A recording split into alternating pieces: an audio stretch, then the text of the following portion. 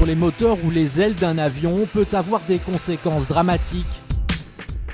On se rappelle de l'ATR-42 au Canada fin 2017 qui s'était écrasé peu après son décollage.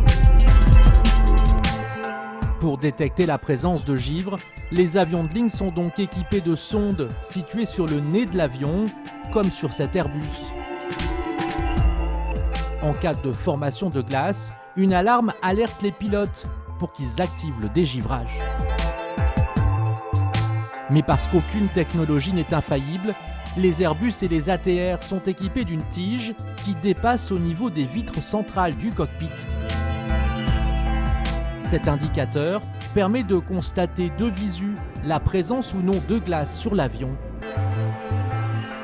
Pour les avions qui en sont dépourvus, comme les Boeing, les pilotes regardent les essuie-glaces.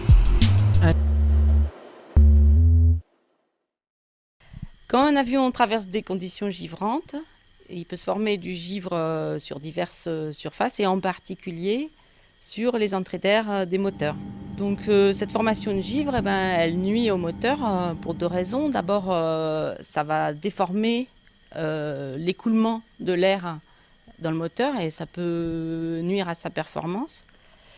Et l'autre raison, c'est qu'il peut se former des blocs de glace qui vont finir par se détacher et être avalés par le moteur. Et donc ça peut casser des choses à l'intérieur et ça peut causer l'extinction du moteur.